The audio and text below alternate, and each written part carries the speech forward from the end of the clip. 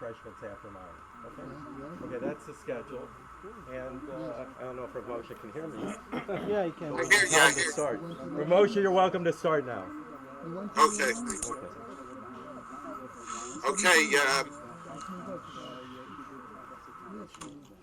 First of all, I have to post and Posech B'chvorach Sanya, Rav Goldenhirsch, and Rav Baruch Kelman. Just true Talmidim of my fathers, who worked so hard to put this together. The custom we have every year is to gather together, Osim Yeshiva Al Kivro, and we talk Divrei Torah. I just want to discuss, my brother Reb Chaim will discuss one Inyan, and I'll discuss another Inyan. I'd like to say over Divrei Torah from our fathers Atzal, and to make some comments regarding and to talk about his life in a more limited manner. Of course, we can't really, even if we had many days, we wouldn't be able to do it. And we're going to do it in a matter of a couple minutes. It's well known that a mitzvah saseh shehazman grama, a mitzvah that's dependent upon time, or that time is a mechayev, depending which shita you follow, women are exempt from. But one of the exceptions is a mitzvah that's afhein hayibos hanes, a mitzvah that women were involved in the nest. There is a machlokis between the Rashbam and Tosfos. In Rashi, there seems to be stiras on this question.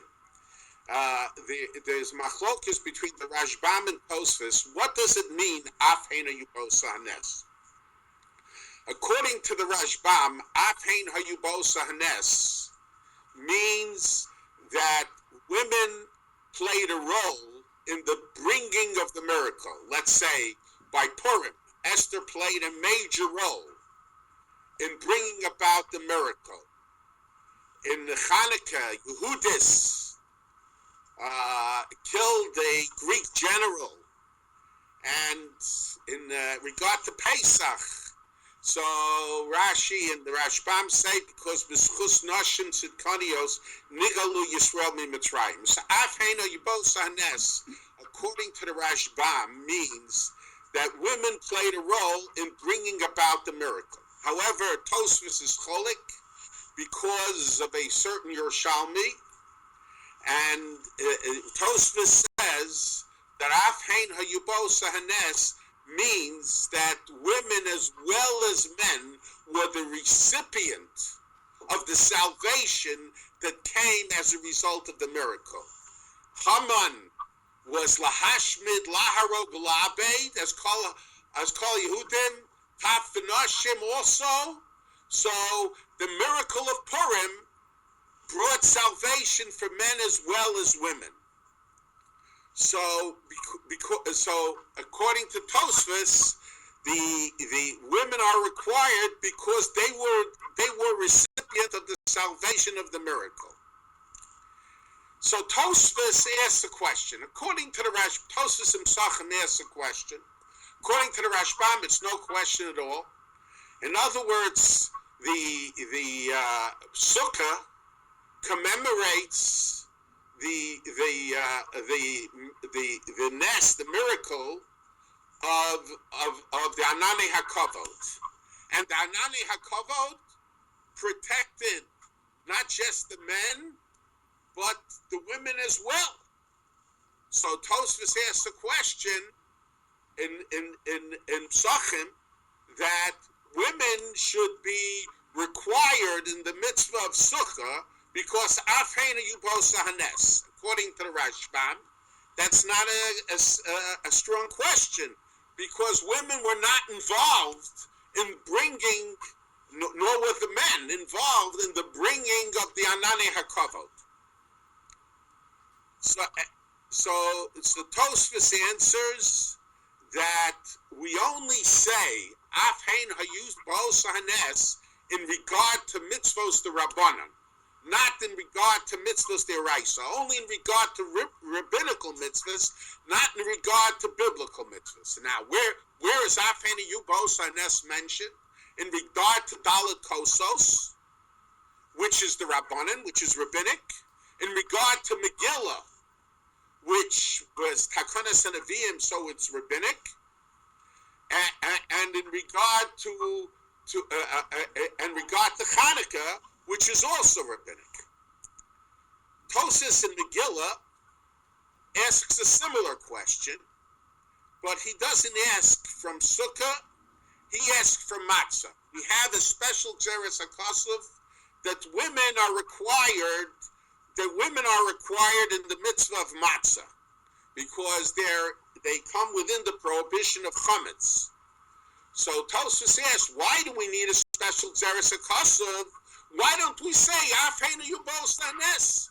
They were involved in the miracle of Yetzias Mitzrayim, of Matzah, so they should be required in the mitzvah of Matzah without a special Jeres HaKosov. So Tosfos there answers a little different. He says, Afhen Hayubos Hanes can only require someone midrabanan. It can't require someone on a deraisa level. Consequently, we need the Xeris HaKosov by Matzah to tell us that women are required in the mitzvah of Matzah on a deraisa level. Now, but there's clearly a machlokes here between Tosfos in Psachim and Tosfos in Megillah. Tosfos in Psachim is of the opinion that women, that unless it's a mitzvah derabanan, women can't even be required, cannot be required in a mitzvah deraisa even midrabanan.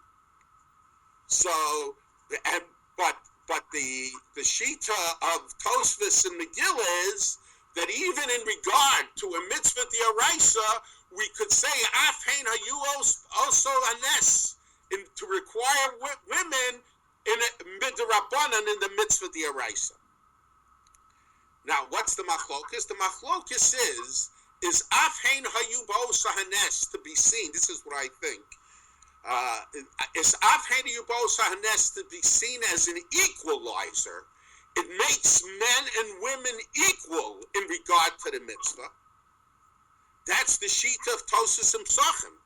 And since women could only have been required midrabanan in the mitzvah of Sukkah, we couldn't apply Afhein Hayubos Hanes because they wouldn't be equal in regard to the mitzvah. However, Tosfos in Megillah holds that no, Afhein Hayubos Hanes is not an equalizer. It's just mechayev women in the mitzvah. So we could have a situation where men are chayev midyaraisa in the mitzvah, and women would be required midrabanan because Afhein Hayubos Hanes.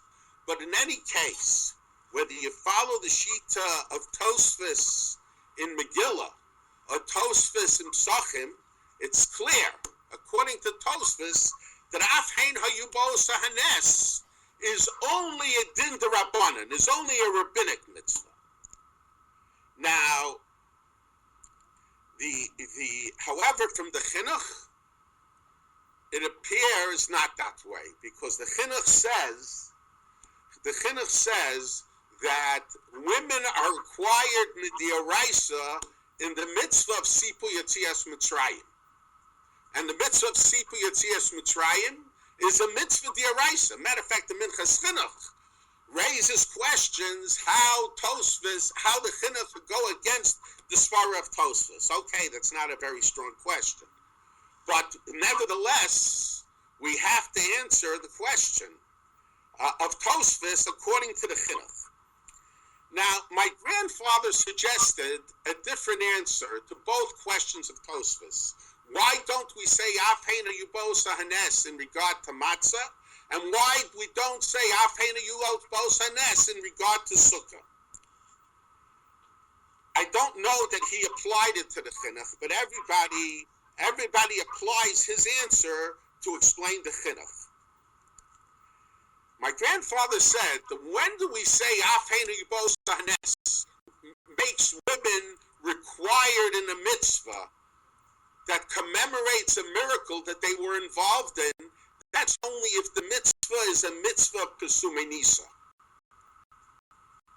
But if the mitzvah is not a mitzvah Pesumei Nisa, then we don't say Afheinu Yibos Hanes to require women in the mitzvah. In other words, we have mitzvahs that knowledge of the miracle is in the background of the mitzvah.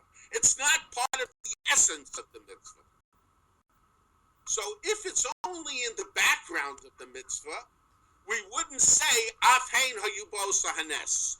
But where knowledge of the miracle is part of the essence of the mitzvah, so then we could say Afhein Hayubos Hanes. And my grandfather suggested, now, what's the mitzvah Pesumei Nisa? So Pesumei Nisa is a mitzvah where we make known either to ourselves, so we have knowledge, or we make known to others about the miracle through the fulfillment of the mitzvah.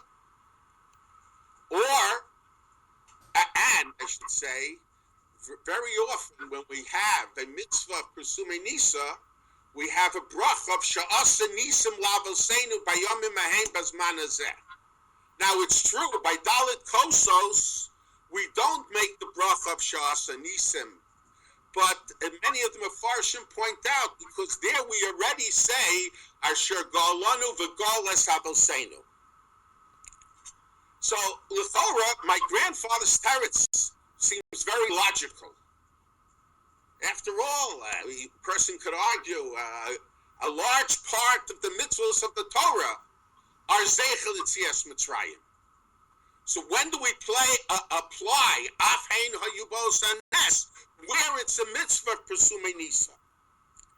So the question is, why did Tosfos give a different teretz? So I heard from my father, Zatzal, and I saw it in some of the Svarim printed over with the shiurim of my uncle, that, and some of the Svarim mention this as part of that shiur, and some don't. I'm not sure why there's a discrepancy, but that the apparently Tosfos held that the mitzvah of Sukkah is a mitzvah Pesumei Nisa also. And how is it a mitzvah Pesumei Nisa? Because of the famous sheet of the Bach. The Bach's opinion is because it's L'man Yedu Dorasechem Ki Basukos Hashafti Es Bnei Yisrael Eretz Mitzrayim. And the Magen Avram and Taz make quick reference to it also. L'man Yedu Dorasechem Ki Basukos Hashafti Es Bnei Yisrael Eretz Mitzrayim. So a person, when he enters the sukkah, they have to be aware. They're required to be aware that the HaKadosh Baruch Hu, according to the Shita, that the sukkah commemorates the Anani HaKavod, that HaKadosh Baruch Hu took the Jewish people out of Egypt with the Anani HaKavod.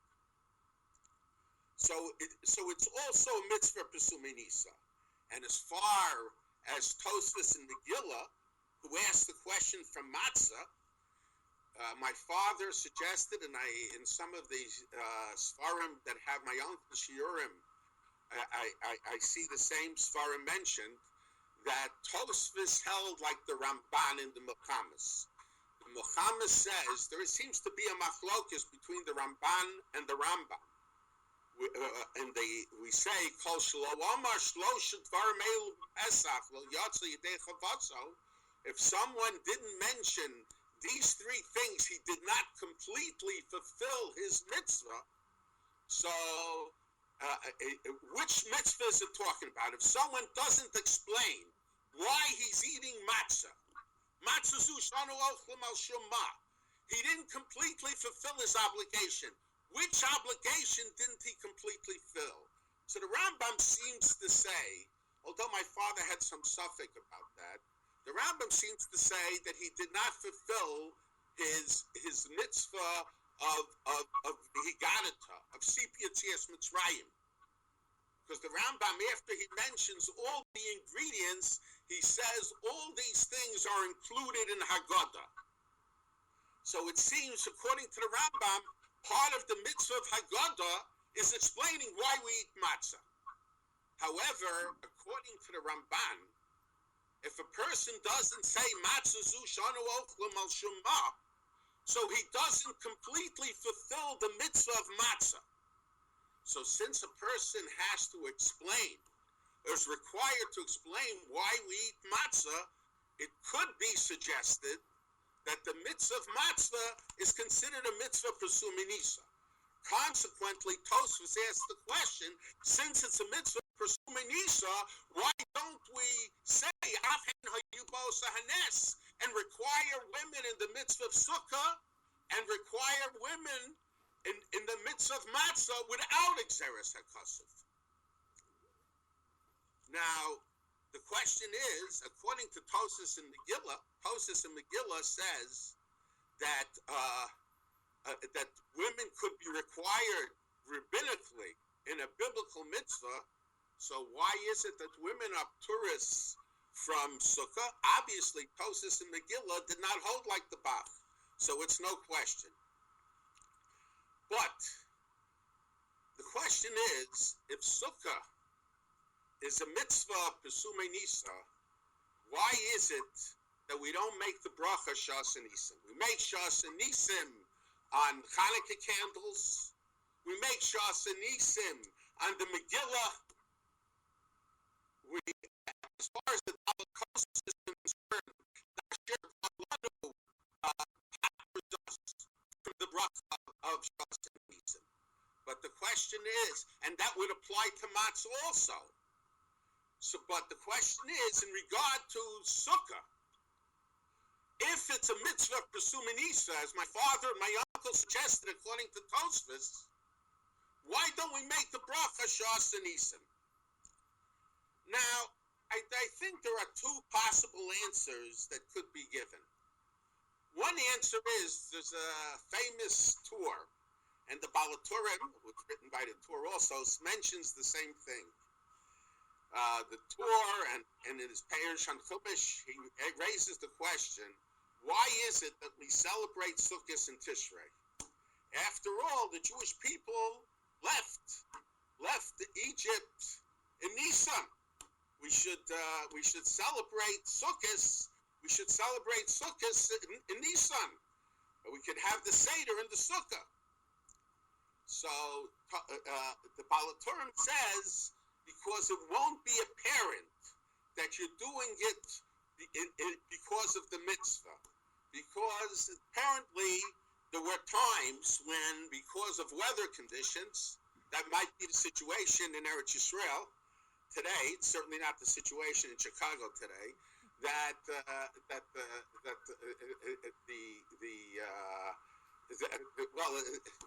Actually the reverse is true. In Nisan, which was spring, people used to make picnics, and they would build huts. So it wouldn't be apparent that it was being done l'shem mitzvah. So because of this, the Torah was mechayev us to sit in sukkah in the month of Tishrei when it's somewhat colder. Now, so in other words, according to the Torah, Tishrei is really not identified with the Nes. The time that is identified with the Nes is Nisan. So we couldn't say Shasi Nisim Lavosenu Bayomim Ahain Bazman Azeh, because it wasn't Bazman Azeh. It was in Nisan that the Danani HaKavod first covered the Jewish people. The Gra suggests a different answer than the Balaturim. The Gra says that when the Jewish people sinned with the Egel Hazav,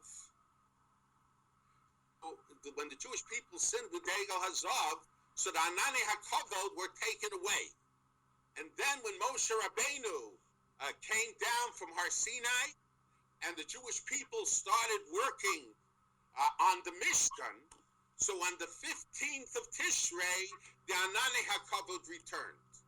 So, but even according to the Gra, we could say the celebration is not so much on the salvation of that took place as the fact that we became aware that HaKadosh Baruch Hu forgave us for our sins. So Memela Sha'asa Nisim is only said where the major major focus in a major way was the salvation. However, we could say, I think, there's another possible teretz, and with this I want to talk a little bit about my father. There's another teretz that we could say. There is a major machlokus between the Rambam and most of the Mekubalim, including the Ramban. The Rambam says in his Perish and Pirkei Avos that there is really no such thing as Nisan. The only exception would obviously be Matan Torah. To a certain degree, the Nisan, the miracles, the apparent deviation from nature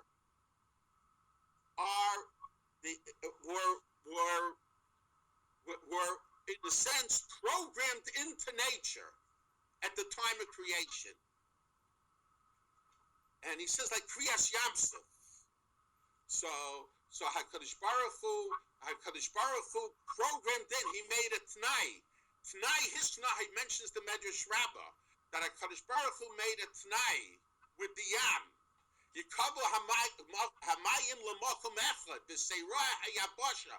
Let all the waters, the pasuk says, come together, and we should see the dry land. So the Medrash Rabbah says, well, if all the waters come together to one spot, why does the Torah have to say v'seirah hayabasha? We know that. But T'nai Hisna HaKadosh Baruch Hu Ma'aseh Bereishis. God made a T'nai, made a condition with Ma'aseh Bereishis that the sea should split when the Jewish people came. So, according to the Rambam, there is no such thing as miracles. Everything is nature. The Mekubalim say the mamish the opposite. The Mekubalim say that there is no such thing as nature. Everything is miracle, because every moment the world is recreated. Yesh meyayin. But whatever it is, philosophically, according to everybody, there is no difference between, I shouldn't say according to everybody, according to both the Rambam and the Ramban, and most of the Mekubalim, there is no difference between nature and miracle. So how is it that we celebrate? We give so much significance to miracles. All the Yom Tovim have to do with miracles. Bracha Shasa Nisim has to do with miracles. How is it? But the answer is, what's considered miracle and what's considered nature is only in the perception of man. The Jewish people in the Midbar, they said they had so many miracles, but time and time they sinned again. How is it possible that they should sin, seeing one miracle after another? The answer is they became used to the miracles. It became nature for them. And this is the difference. When we celebrate miracles, it could be everything is a miracle, but miracles that we perceive as a miracle. The Anani HaKavod went with the Jewish people almost 40 years in the Midbar. It ceased to be a miracle for them. To them, it became part of nature. She'asa nisim la'avoseinu bayomim ahein bazman hazeh means that it was a miracle that our ancestors perceived as a miracle. They didn't get used to it. They didn't take it. A miracle is something that we don't take for granted.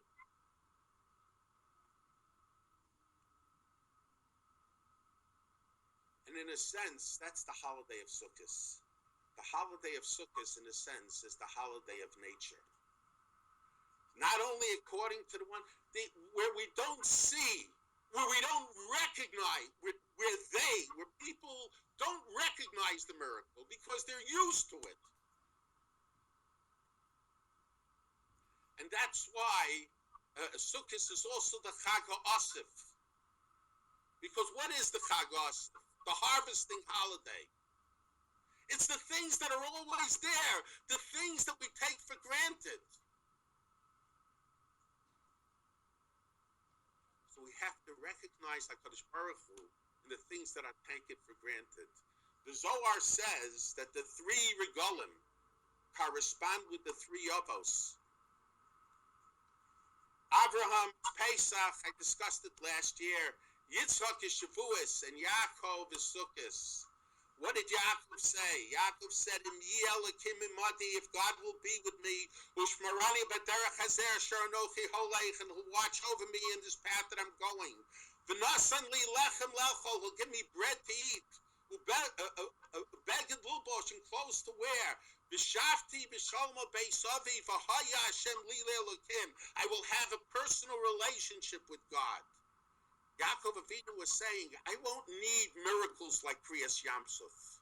And the things that everybody that is there, day in, day out, the lechem lechol, the beged lubosh, the shafti b'shalom beis avi, I will be able to establish my personal relationship with HaKadosh Baruch Hu. And that's what Sukkot is dedicated to.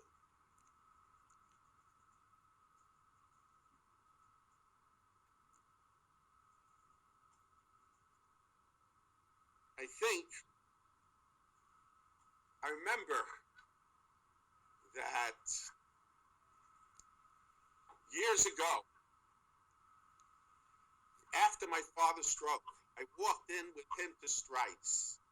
And there was a certain lady that was in charge of the store at Strites. And she saw my father walking with his cane, limping, walking one step at a time, and my father was in constant pain, especially at that time.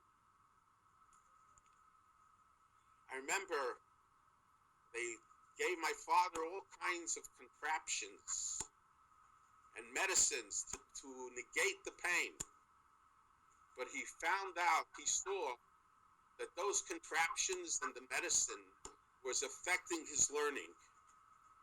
So he said that he'd rather be in pain. So he should be able to learn without any hindrance. When he described the pain to me, the pain was like an electric shock going through the body. We all at one time or another had some electric shock. Imagine that on a constant basis. But my father felt he wanted to use his energies and his abilities to dedicate himself to Torah. And when he walked into the store, this lady was a Russian lady. I don't think she was observant at all, but she had a daughter. She told me the story. And years ago, she mentioned to my father that she wanted to send her daughter to a day school. And the day school refused to admit the daughter because they were not capable of paying. So my father asked her which day school was it, and then my father came back. This was many years ago, before the stroke, and my father came back to the store, and he gave her a telephone number of somebody at the day school, and he said that Just call them. It's all taken care of. So this lady revered my father. And when she saw my father walking in with such hardship and with such pain, she started making some comments that it's not fair. And my father very quickly said, there's only rachamim, everything is rachamim. In other words, my father, everything he had, he lost some abilities. But the abilities he had, he recognized as a matana for HaKadosh Baruch Hu. And because he recognized it as a matana for HaKadosh Baruch Hu, he felt, before the stroke, it was all matana for HaKadosh Baruch Hu.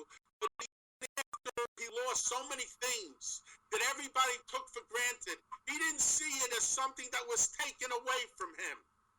But the abilities that he had, that was something that HaKadosh Baruch Hu was constantly giving him. You know, Sukkot is the holiday of the Mizbeach. So much surrounded the Mizbeach. Pouring water on the Mizbeach. The whole idea of Karbanos. We know in Bracious, the carbon of Cain and Hevel. So, what was the difference? Okay, Chazal say that Cain brought flax, which was the worst of his crop. And Hevel brought the best of his flock. But it wasn't that. What was this? The idea behind the carbon. Hevel saw that everything he had was from HaKadosh Baruch Hu. So to a certain degree, everything belonged to HaKadosh Baruch Hu. He didn't consider it a generous gesture to give me Bchoros Sono. But Cain, he saw it was his. He labored. It was his. Whatever he gave to HaKadosh Baruch Hu, he was giving. He considered it a generous gesture. That's the idea behind Karbanis. The idea behind Karbanis is that we recognize that everything is HaKadosh Baruch Hu's. And when we pour the water on the Mizbeach, it's just before the rainy season. The whole Sukkot is preparation for the rainy season. I think the banging of the Hoshanas, to a certain degree, the Arvei Nochal, is also based on that. Because where do you recognize the rain most? In the water levels, in the Nachal. When the leaves fall off, that represents the changing of seasons. So beforehand, we pour the water on the Mizbeach throughout Sukkot. We're expecting to get rain. But we have to know the rain we get is HaKadosh Baruch Hu's rain. That's the pouring of the water on the Mizbeach. And this was my father. Every strength, every bit of strength he had was something he saw that HaKadosh Baruch Hu gave him. But not that he gave it to him to be his, but he gave it to him to use to spread Torah, to help people that were unfortunate.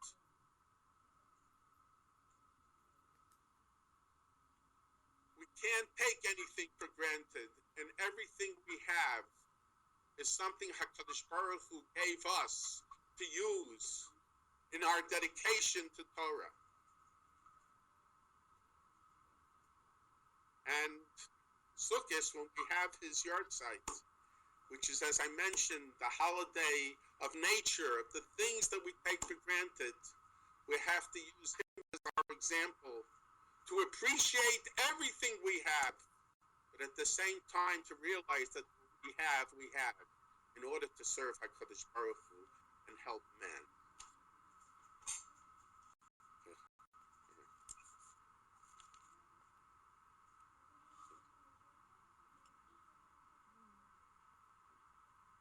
Okay, so that's it from here.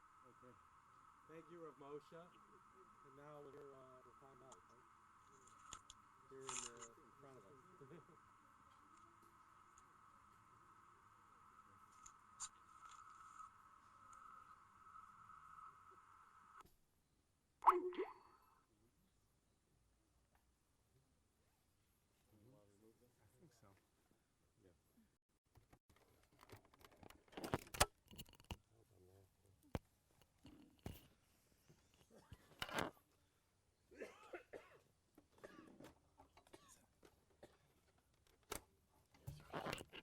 You have enough light? Yeah, it's fine. Yeah, it's okay. Microphone on you.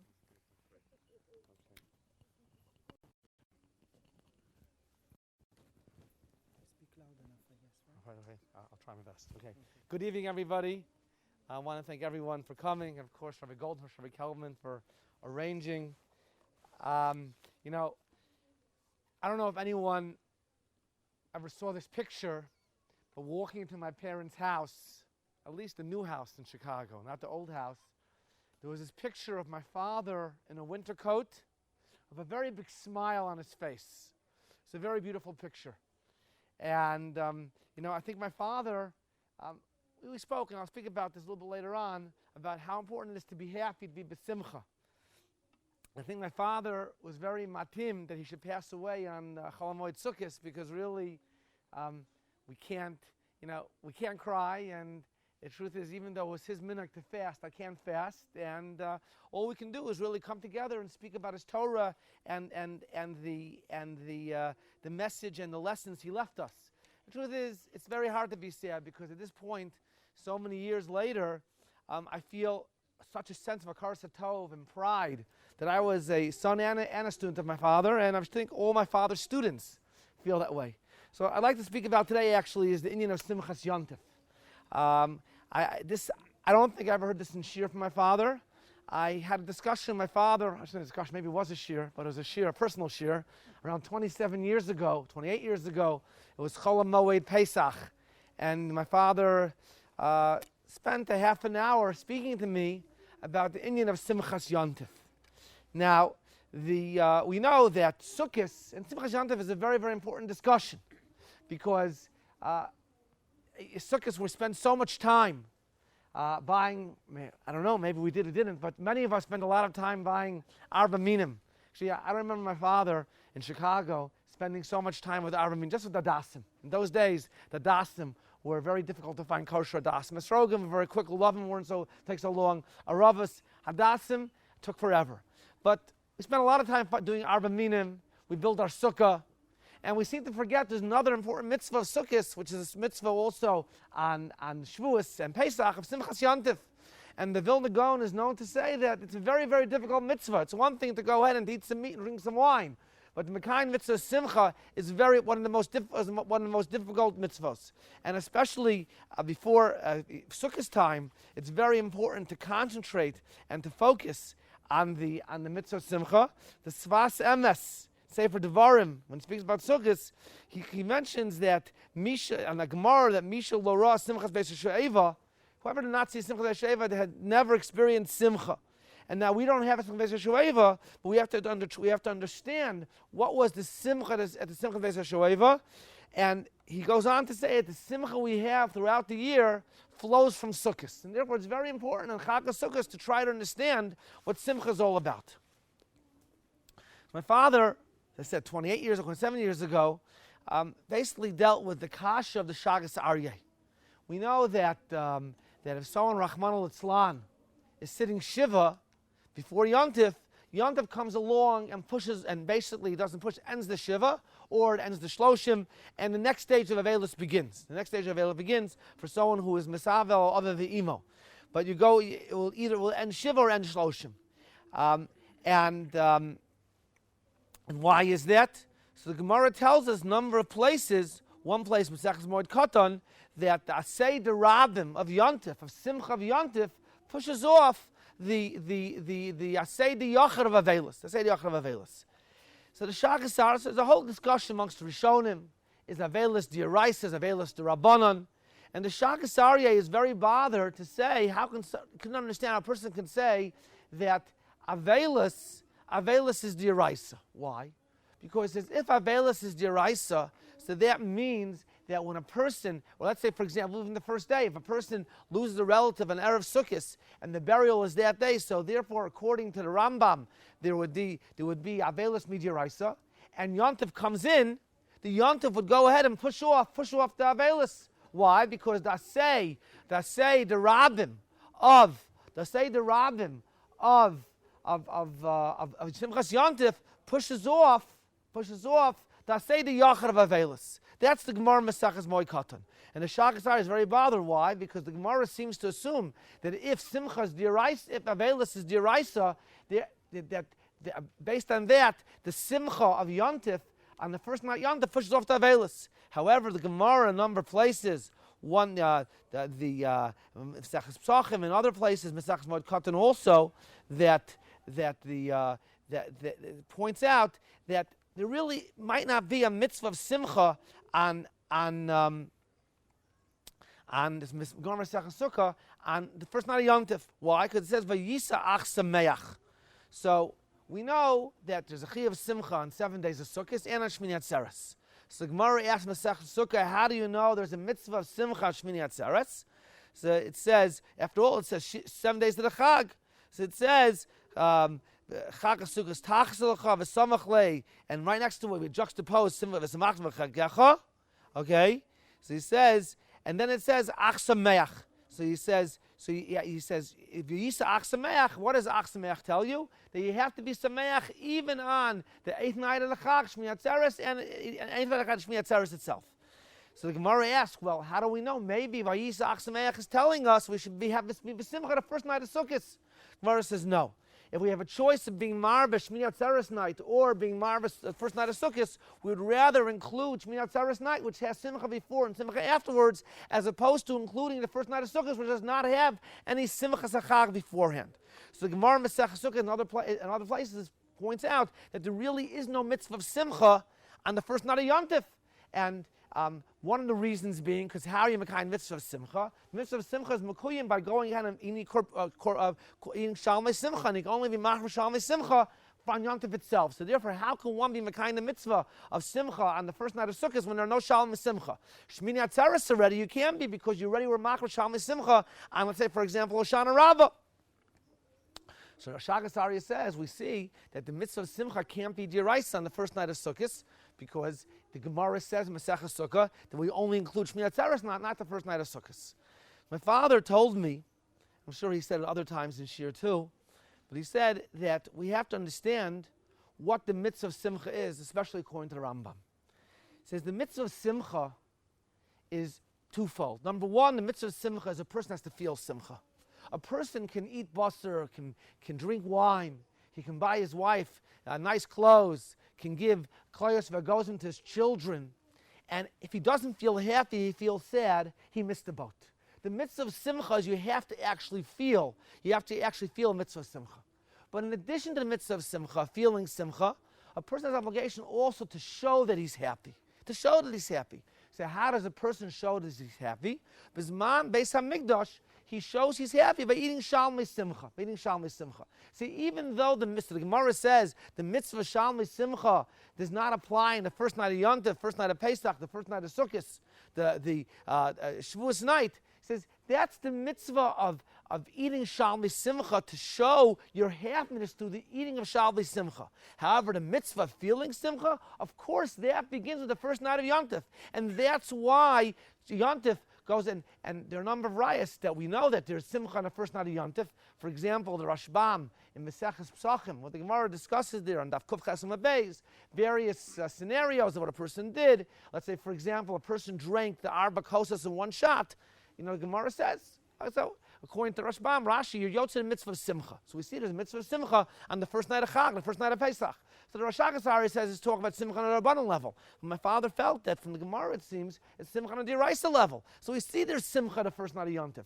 But what's the Simcha? The Simcha is the Simcha to feel. And when the Gemara says there's no Simcha on the first night of Yom Tov, that's the Simcha to show, to express your happiness by eating Shalmei Simcha. However, a person can go ahead And a person is able to experience simcha, and that simcha begins from the first night of Yom Tov, and that's why it's Doch HaVelis, because you're supposed to feel the simcha.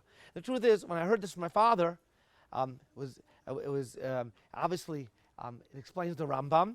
Many years later, I found when the Kovet Shitas Kamoi began coming out in various Masechtas, so I found that this Yisod, in a different context, was said by Rav Chilme Pariz.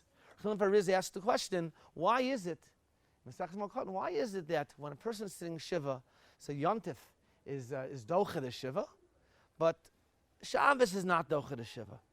And Rav Chilme Pariz says that there's a basic difference between Shabbos and Yontif. Why? Because Shabbos is not a day of Simcha. Shabbos is the day of Oneg. We have to enjoy ourselves by eating certain types of good food. And the truth is, the reason for that is to show that Shabbos is special. And as a matter of fact, it could, and therefore, it's not necessarily halacha that you have to eat even basar or drink wine on Shabbos, except for Kiddush, of course. You have to have something which is chashuv. So, for example, a person would want on Shabbos to go ahead and to eat salmon, so then he would be in the kind of a covenant on Shabbos also.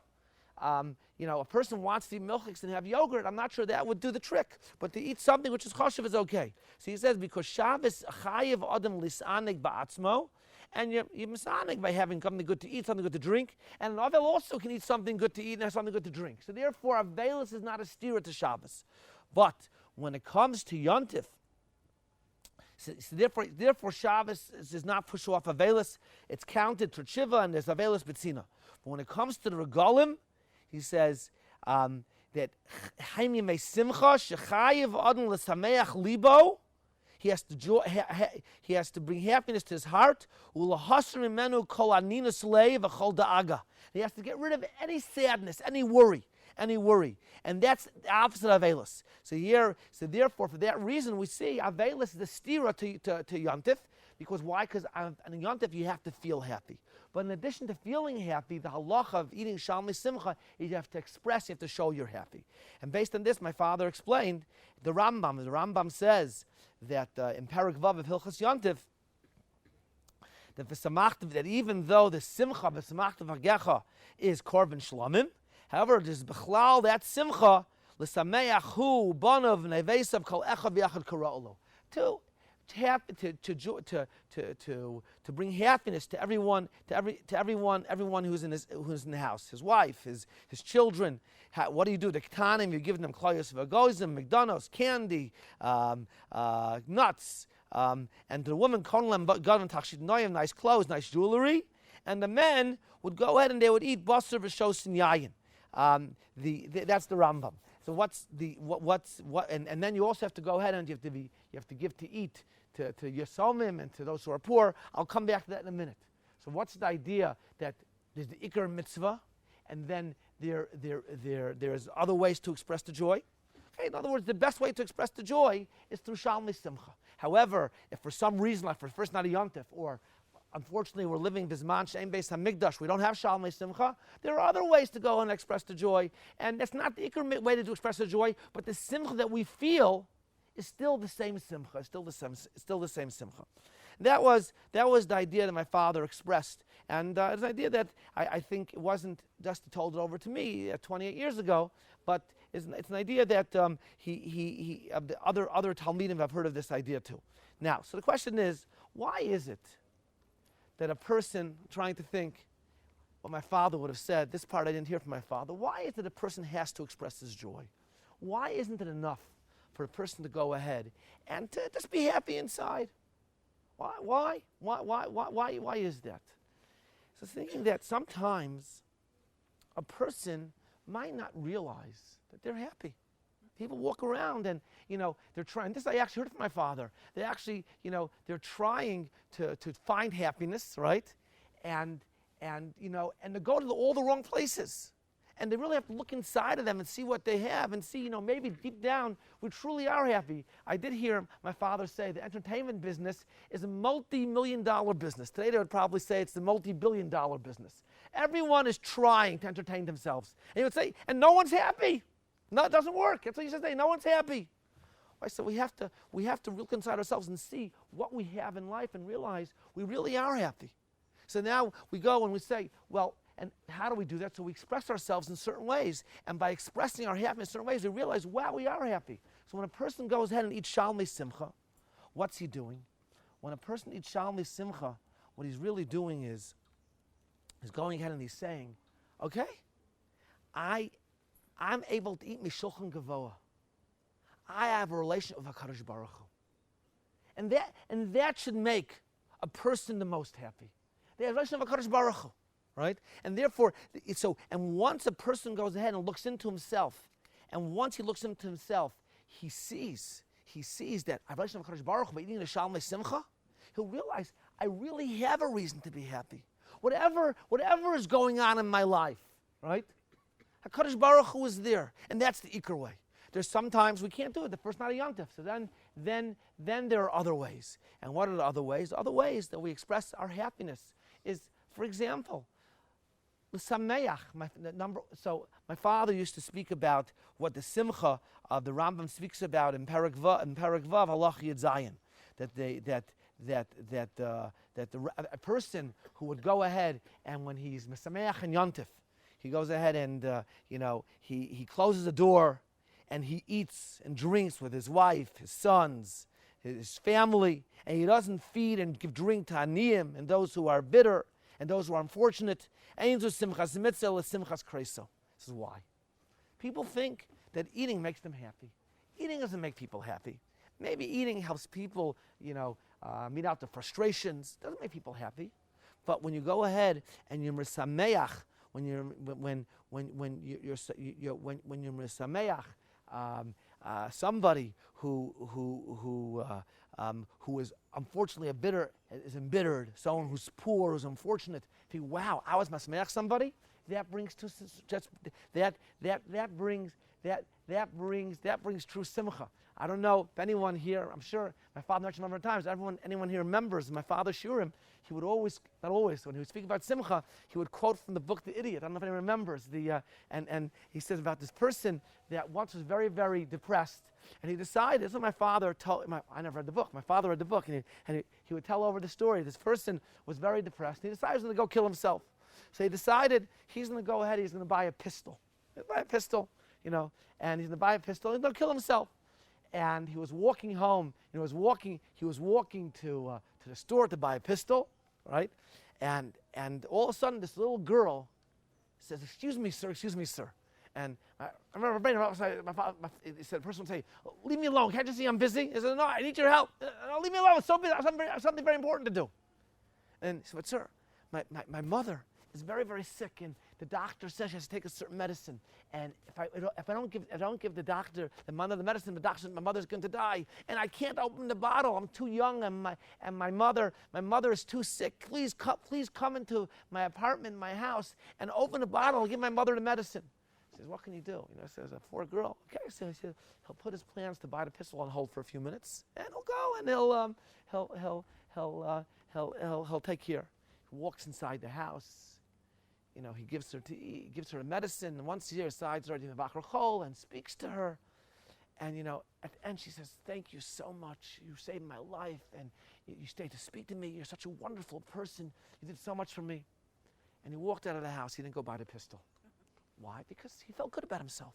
Because when you accomplish something, you feel, wow, there's something that I really can do. I feel like I'm important. I feel like I'm important. And that was and that's the idea of simcha according to the Rambam. And the point is to express your simcha in certain ways, to go ahead and then maybe also to express the simcha of going ahead and a sameach, a banav of bnei beso, ishto, to realize how important family is.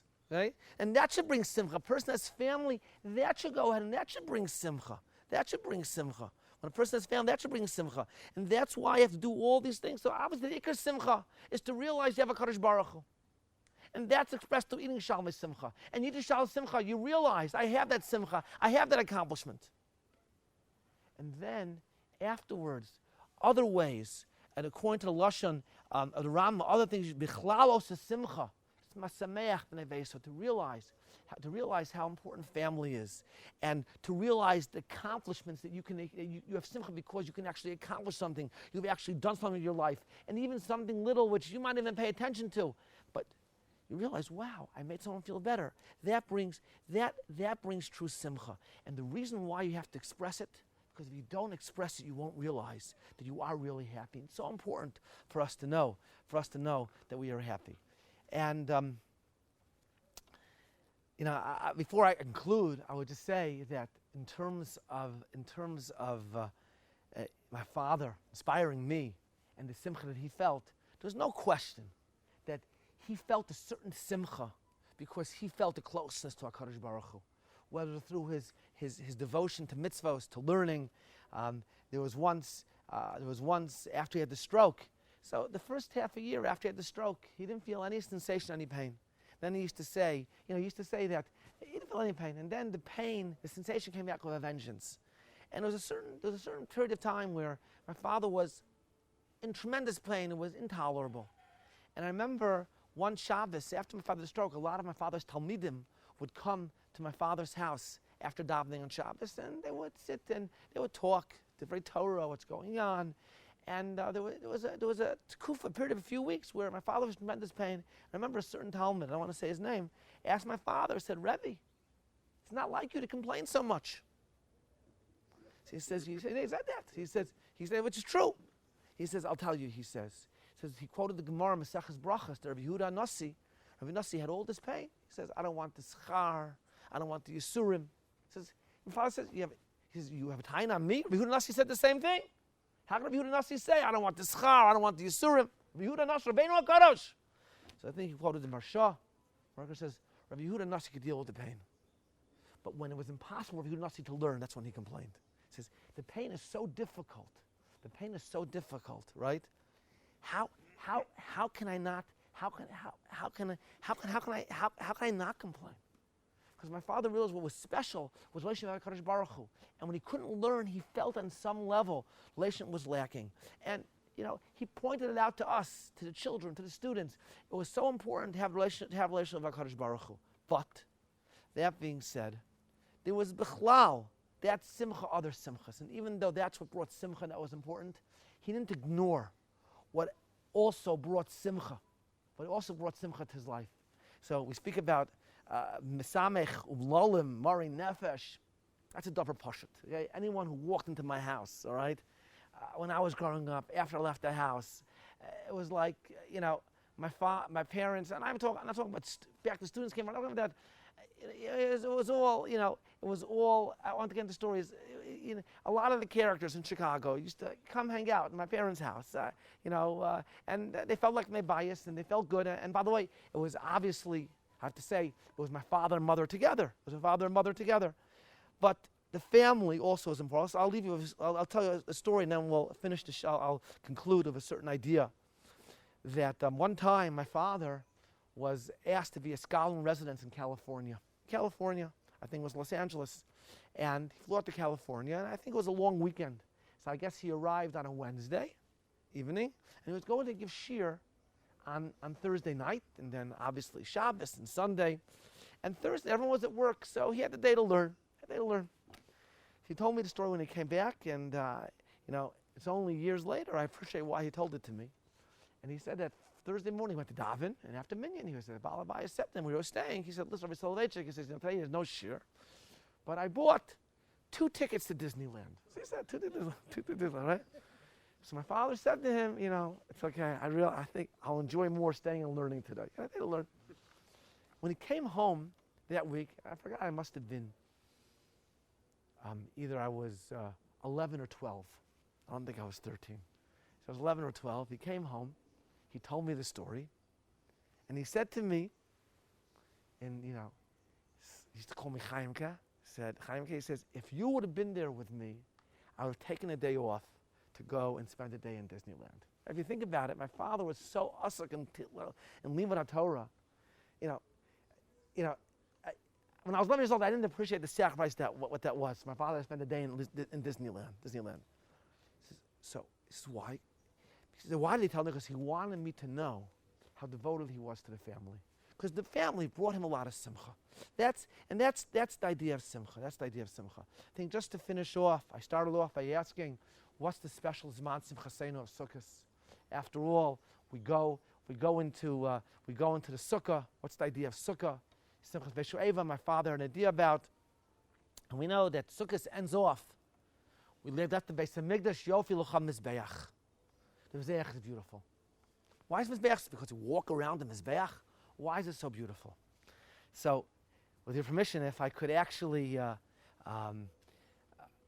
conclude with an idea that I heard from my mother. So my mother, I'm not sure how old I was, we were once sitting and speaking, and she told me pshat about a Gemara at the end of Maseches Gittin. The Gemara at the end of Maseches. Now, I'll tell you, by the way, I actually said over this last part a number of years ago at a Simchas Veshuevim in Ramat Beit Shemesh, and people were shocked that how could you quote your mother, right? And half of that Rav says to me, I can't believe you quoted your mother. Anyone who knew my mother? No, it's not so strange for me to quote my mother, right? Says Gemara says in Maseches Gittin, someone's megarish ishto rishona. Says now this is the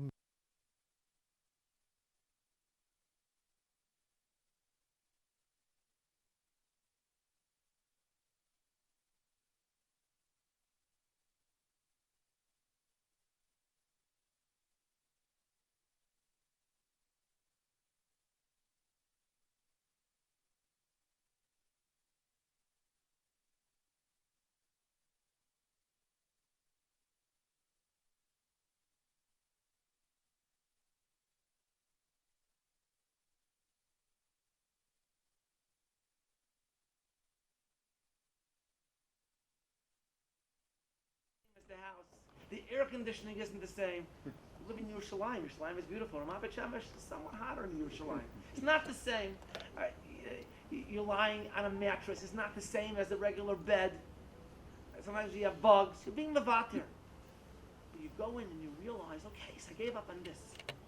But you realize how beautiful I have, a beautiful family. That's this. We understand the beauty of giving up on things because once you give up on certain things, you realize it's not so important. You realize what's important in life. And that's the true simcha. And my father explained that's a simcha of Simchas Shoeva. You pour the water. The base necessity of life. So you don't have the luxury. The base necessity you have to be the samach. And that's why with the mitzvah, it's a simcha Simchas Shoeva, the simcha sukkos. The simcha Simchas Shoeva, simcha sukkos is the simcha where you realize what you have, wonderful family, basic necessities, and once you have that, you understand what real simcha is, and the simcha flows from sukkahs. I started off the shir by speaking about this wonderful picture hanging at the entrance to my parents' house, my father smiling. And that was, he came in from, maybe it was from New York, he had his winter coat on, and he was just so happy to be home, because he realized home is a very big bracha. That's the true simcha of sukkahs, and we have to feel the simcha, and we have to express it, because once we express it, we'll realize we have it, and we'll realize what we need to be happy, how really happy we really should be, because we have all the brachas that HaKadosh Baruch Hu has given us, and we just have to appreciate it. Thank you everybody for coming. Modin l'simcha. Yeah, go ahead.